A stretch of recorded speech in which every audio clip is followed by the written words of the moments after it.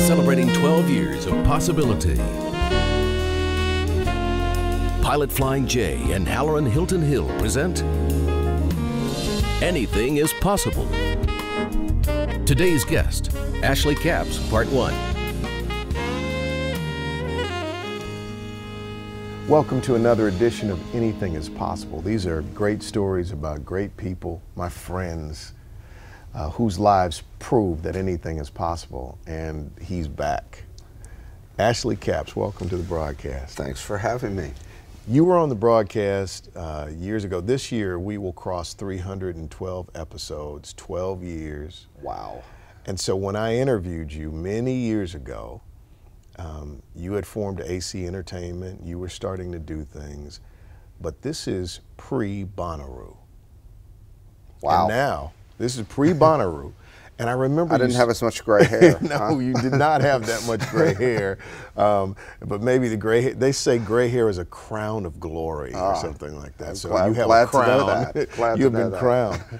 But this is about the time in the music industry where we start to see, if you remember Napster and file sharing, and the digital revolution started to eat into CD sales, and the music industry just changed.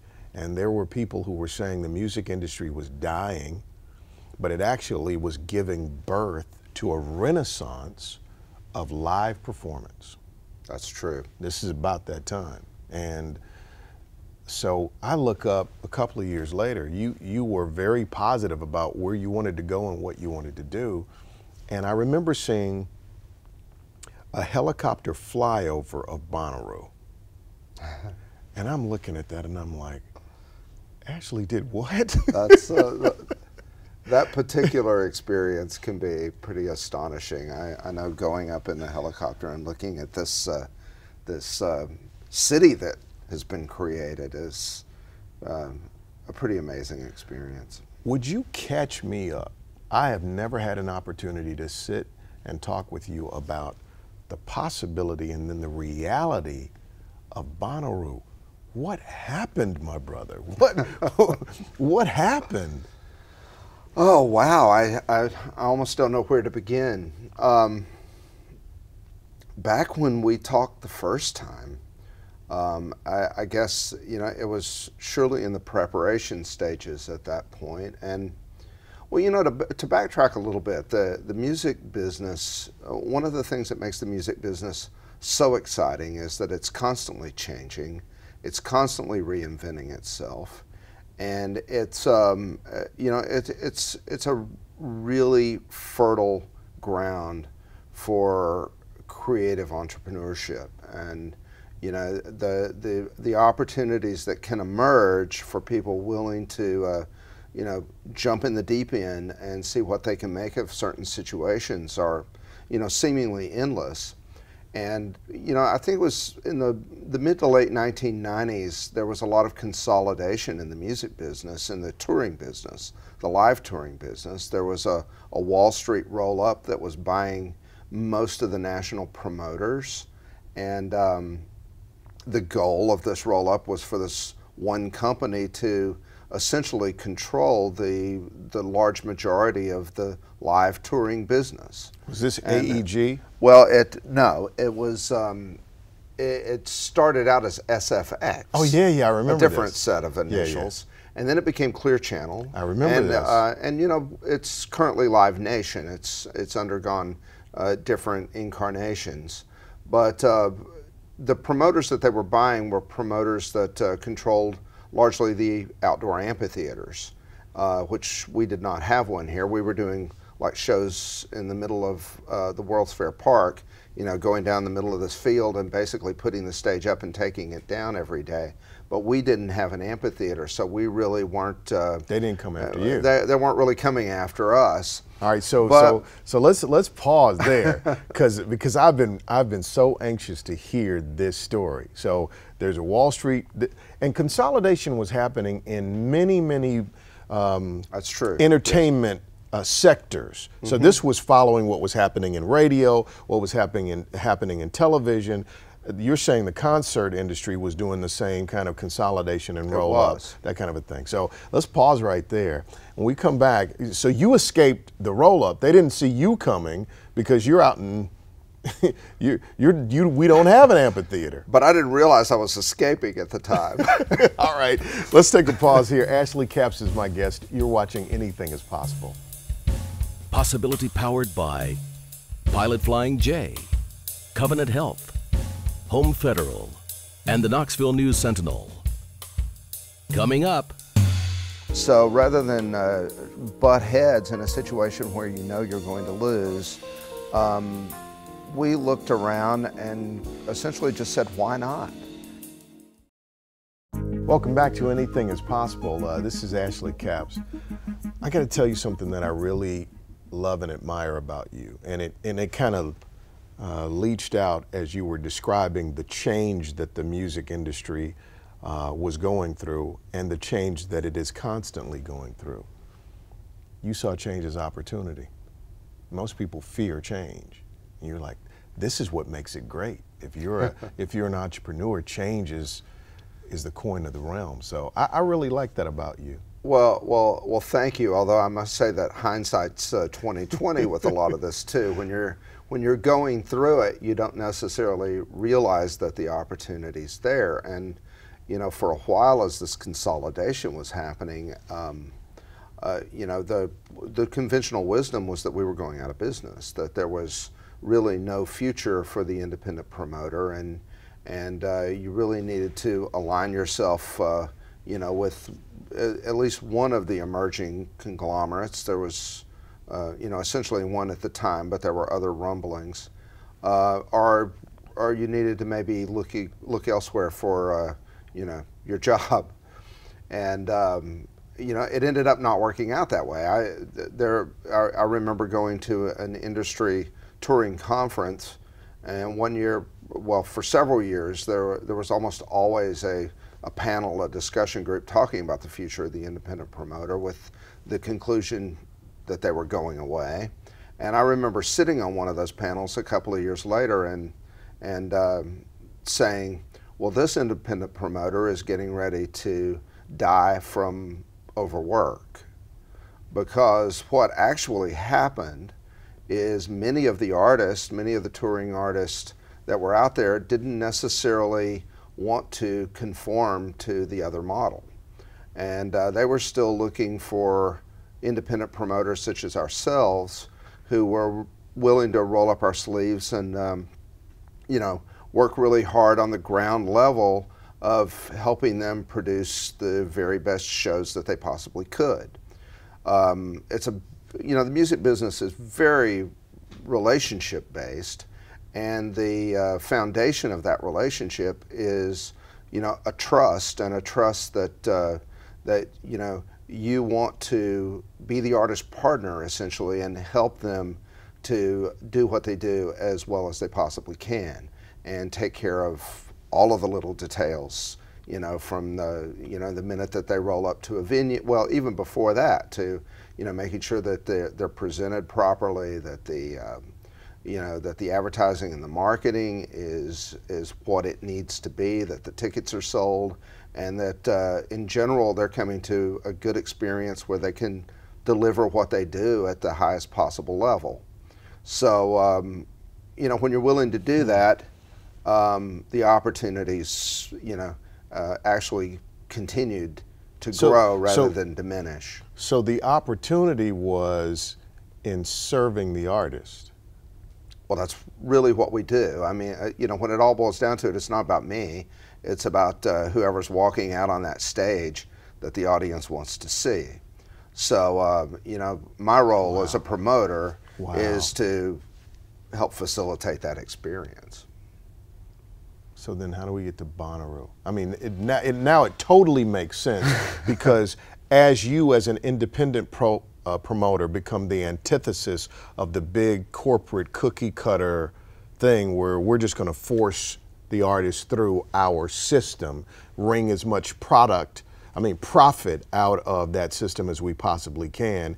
And really, the artists are just content creators that are interchangeable, and we're just finding content for our system to make revenue. Here you are over here saying, what would you like to do? How can we facilitate that? That breeds trust, which means you can pick up the phone and say, hey, I'd like you to do this. That's true, although there's room for both. I mean, there are some artists who are well served by the other model, and it really depends on, you know, the nature of what the artist does. You know, I think the model works especially well for some of the enormous touring acts that are you know, moving a huge operation from, you know, one arena or a stadium to another, and they're, you know, it's not that it's a cookie cutter situation necessarily, but it's a system. But it needs a level of consistency, you know, on a very large scale that you know, the other model works really well for. So it just depends. All right, so you're not dying, you're thriving, because artists need people like yourself. Certain artists need you. But how do we get to Bonnaroo? I said this to you the other day at the radio station. Are you the modern day, are you the revival of Bill Graham? Are you that dude? Because the way I read the trades, and I know people in the industry, it's like if Ashley Capps says, do you want to come to Bonnaroo? Is Kanye going to be there this year or something like that? Yes, yes. Paul McCartney was there. I mean, who does this? How do we get to Bonnaroo? Because last time we talked, it wasn't like this. Well, you know, how did Bonnaroo come to be? Well, we were always looking for new opportunities, you know, and you know, sometimes when you can't compete on a certain level, we couldn't compete with the outdoor amphitheaters. We couldn't do what they did. You know, that whole operation, you know, it was just, you know, outside of our grasp. So rather than butt heads in a situation where you know you're going to lose, we looked around and essentially just said, why not? And staged the Modern Rock Festival, which you know, had really eluded the United States in many ways, but had become actually the staple of the European live touring scene. So in Europe, they didn't have the outdoor amphitheaters like we had in the United States. What they had were literally hundreds of festivals, you know, and that was the summer. And my wife's European. I'd been going to Europe, you know, regularly since the mid-1980s, and I saw this going on. And in reality, there were a lot of precedents here in the United States too. There were, you know, Doc Watson's Bluegrass Festival up in Western North Carolina had been a huge success since the late 1980s. And, you know, it's bringing 60, 65,000 people in for the weekend just to have, you know, that wonderful experience of enjoying music with your friends and family, and, you know, having the opportunity to mingle with a lot of the artists. And, you know, it was something different. It was out of the box, and it touched people in a really profound way. And there was a band called Fish that had a really large cult there still is a band called Fish, but back in the 90s they had a very large cult following, and they also started to do their own festivals. And they were actually the only band that played, but they created these really unique environments. People camped. There was a lot of, you know, really whimsical visual art, and the whole weekend was not just a concert, it was an experience. So we were really inspired by all of that, and just said, why not a festival? And we started, you know, brainstorming, and here we are. Wow. It worked. How many years has Bonnaroo been going on? This will be 13 in June. Good gracious. So this is about, yeah. So it was starting to happen then. If I were doing Bonnaroo.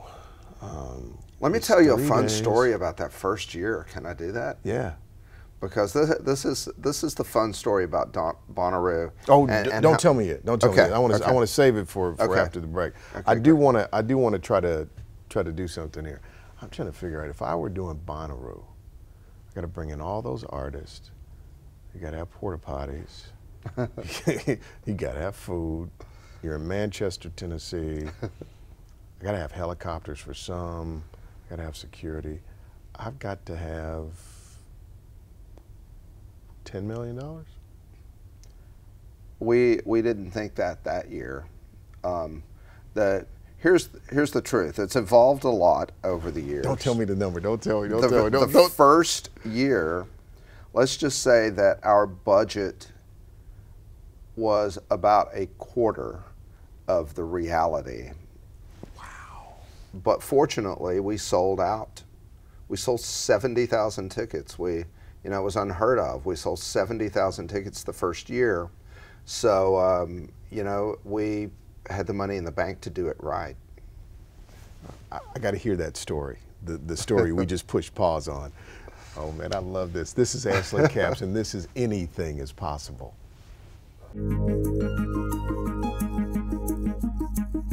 Coming up.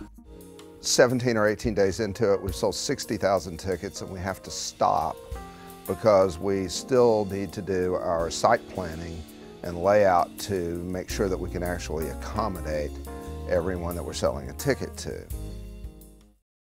This week, our Home Federal Community Spotlight is on Helen Ross McNabb Center. Did you know that Helen Ross McNabb Center provides more than 80 programs and services? To learn more and see how you could get involved, visit mcnabbcenter.org. Welcome back to Anything is Possible. Ashley Capps is my guest. Now tell me the Bonnaroo story that we pressed pause on. Well, one of the unprecedented things about Bonnaroo was its enormous success right out of the gate, and it was an amazing experience how that happened. The bands that comprised the first Bonnaroo lineup were artists that basically fell into the category of jam bands. Bands like Widespread Panic, String Cheese Incident, Phil Lesh and friends from the Grateful Dead, and bands that basically had that ethos where they were known for their live performances. They had a very passionate fan base that liked to see them perform multiple times in any given year. Would follow them from city to city, and were very, very, very passionate. And these bands had all pioneered. They've been at the forefront of a new technology, which was the emergence of the internet. These were the bands that used websites and email to actually develop a direct relationship with their fans. They started, not only communicating with their fans, but they also enabled their fans to communicate with them.